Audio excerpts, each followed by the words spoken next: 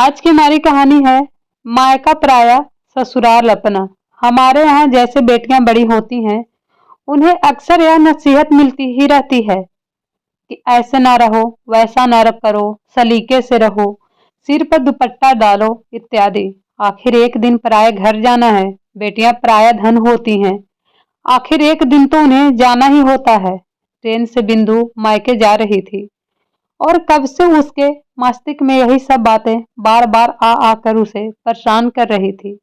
जीजी आ गई, बुआ आ गई, कोलाहल मच गया। जैसे ही बिंदु की काली पीली टैक्सी द्वार पर आकर रुकी, माँ बुआ जी आई हैं, बाबूजी दीदी आई हैं। बाबूजी कौन कौन आया है? माँ लगता है अकेले ही आई हैं। घर के सभी सदस्य अपने अपने कार्य छोड़कर बाहर भागे, यह देखने की कौन कौन आया है, कैसे आया है।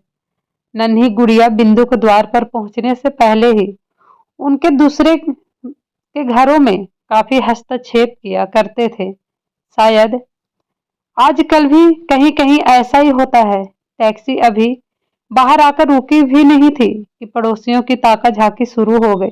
पड़ोस वाले गुप्ता जी की लड़की आई हैं, दामाद नहीं दिखाई दे रहे हैं। साथ में कोई तो बात है जरूर। घर के लोगों तो बाद में बात समझाते, पड़ोसी पहले ही अंदाजा लगाने लगे क्या हुआ होगा, क्यों हुआ होगा।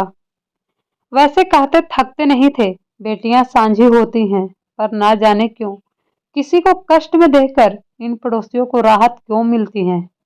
छोटी जिला मायके आई थी।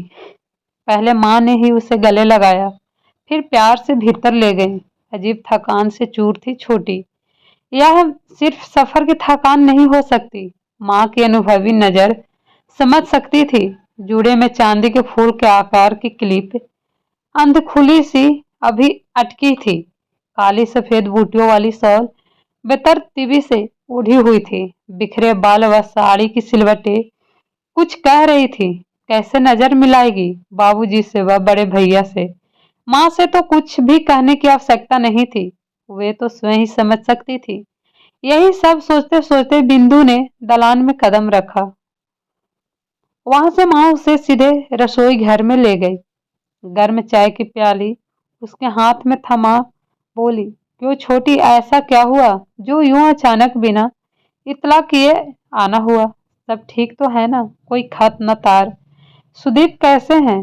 कुछ बोलती क्यों नहीं? माँ का स्पर्श पाकर बस रुलाई फूट पड़ी। थोड़ा शांत होकर गर्म चाय के घूंट भरने लगी। थोड़ी राहत महसूस हुई। माँ ने मठरी की तस्करी उसकी ओर करते हुए कहा, देख बेटा, सच सच बता देना। तेरे बाबूजी को तो तुझे पता ही है, तूफान मचा देंगे।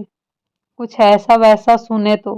भैया भी कैसे हैं तू जानती है, और अब तो तेरी भाभी भी है। छोटी ने कुछ शिकायत करते हुए कहा, क्यों माँ, क्या मैं कुछ दिन मायके में आकर नहीं रह सकती? क्या मेरा कोई अधिकार नहीं है आप सब पर, इस घर पर? माँ क्यों नहीं रह सकती? तेरा अपना घर है, तू जब मर्जी आ, जब मर्जी जा, पर तू हमारा अपना खून है। तेरी चिंता है हमें, किसी से पूछे बिना रहा नहीं जाता। सब ठीक है ना? बिंदु की आंखें भर आई।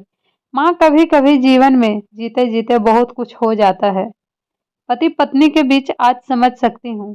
साथ रहते हैं, हंसते हैं, रोते हैं, रूठते हैं, मन मोल होता है।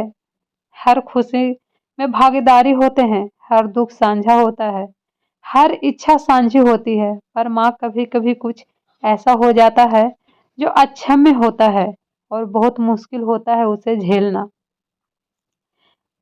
अभी इतना ही कह सकती हूँ।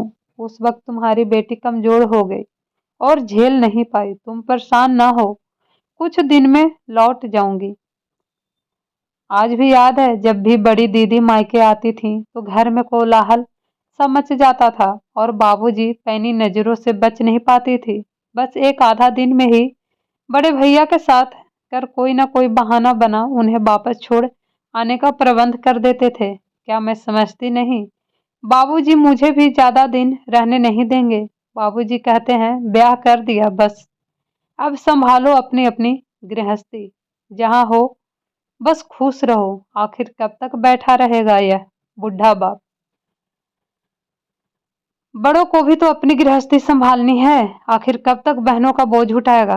भैया आए थे स्टेशन तक छोड़ने, गाड़ी में बैठी तो आंखें भीग गई। लगा उसकी ससुराल से कहीं ज्यादा पराया आज उनका मायका था। आज बिंदु को लग रहा था बस ससुराल ही उसका अपना घर, यही है उसका सब कुछ। जो अपने थे वो कब पराए हो गए। अगर आपको ये कहानी पसंद आए तो मेरे चैनल को लाइक एंड सब्सक्राइब जरूर कीजिएगा। Thank you so much.